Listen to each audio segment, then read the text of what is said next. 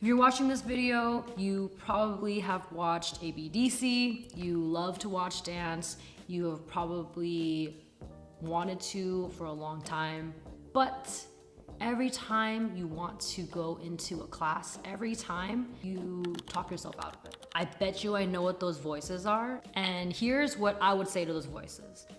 Hi, I'm Heather. I have been dancing for close to 10 years now. I've been teaching for 2, 3. I've also built an app for dancers. I love the community and I want more people to be part of the community. Something I've noticed about the Bay Area and especially LA, beginner classes are really hard.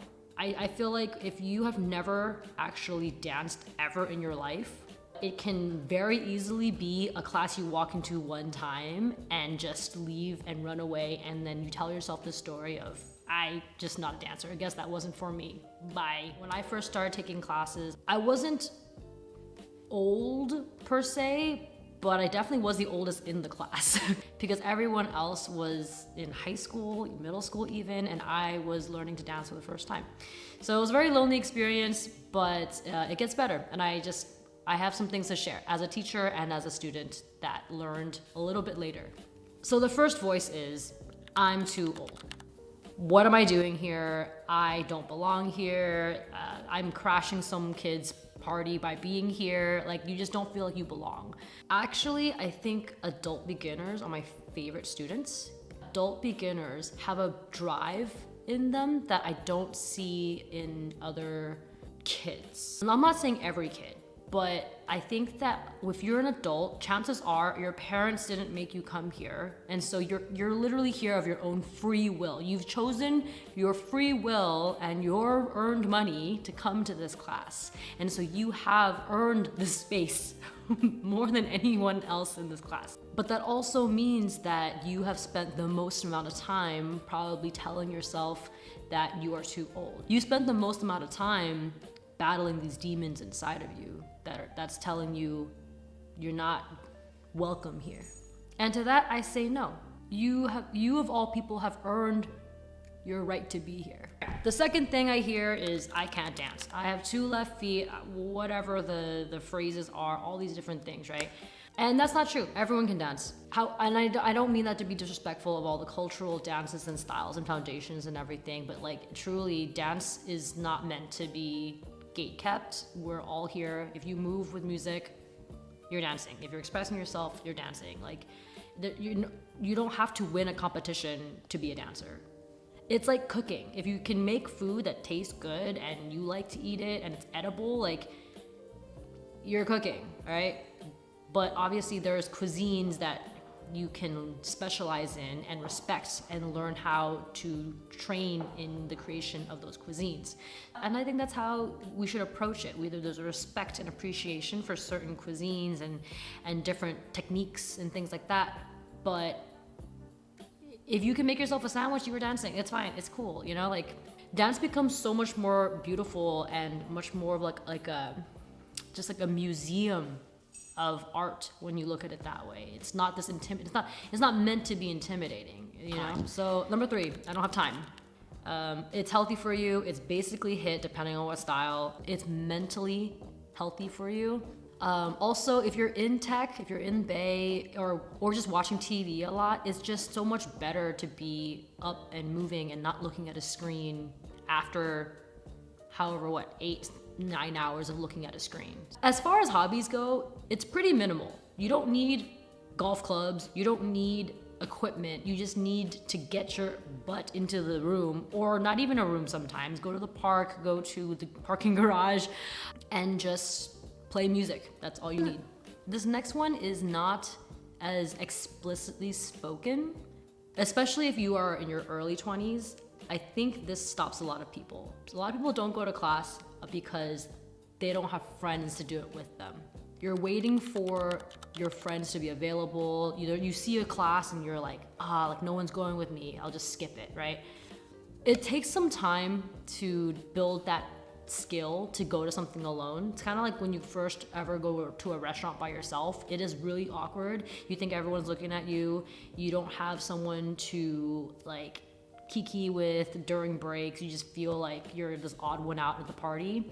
But you gotta like just push through that awkwardness, and one day it will click. Something will click, and you will realize that you've built this world for yourself, and you can just focus on your intention for that day. It becomes like this, your own personal therapy session where you don't have to think about socializing, you don't have to think about entertaining the group that you came with. You can focus on yourself, maybe the teacher if you really wanted to build that connection, or other people if you're wanting to do that, but you came for your own personal intentions, and it's a great place to be. Okay, the last one is a big one. It's some variation of I'm too awkward, I'm not cool enough. I'll break that down into two different answers. I'm too awkward. As a teacher, as a student, I can guarantee you no one's watching you. If people are watching you, it's probably the teacher because we're trying to make sure that everyone is like, at least not, everyone is relatively on the same page, but other students are like always looking at themselves. 100,000%. No one is watching you, no one cares about you.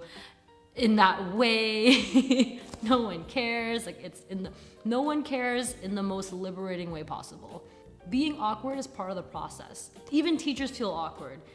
It's part of getting to know your body. If you're feeling awkward, it's maybe you're feeling things that you haven't felt in a long time, or you haven't felt ever, which is part of the experience, which is great. You get to learn different things about yourself.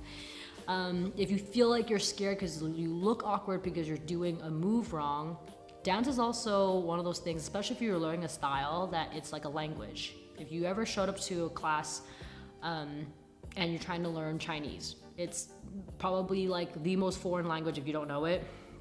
But let's say you're taking one of those like courses where the teacher only speaks to you in that language, and they're not going to do that like in between stuff. They're literally going to be like, this is what we're going to be speaking, and you will eventually catch up, kind of thing. I had teachers like that. You learn quick. It's deep immersion. Dance is kind of like that, where the first day you only know 2 words that the teacher spoke. Everything else went over your head. The next class, you have those 2 in your bank, in your vocabulary bank, and then the next 2 words that you pick up are the focus of that day. And then this is how your vocabulary bank grows, and that's how your pickup becomes faster, and that's how you become more fluent. And there's the same thing with dance, but you have to put in the time, and you have to be consistent. But it gets better because it has to. You will add more to your bank every single class. The other thing that I will say about not being cool enough, I feel like people normally say this about hip hop, and they normally say this about other styles that have more of like a cultural kind of like background to it.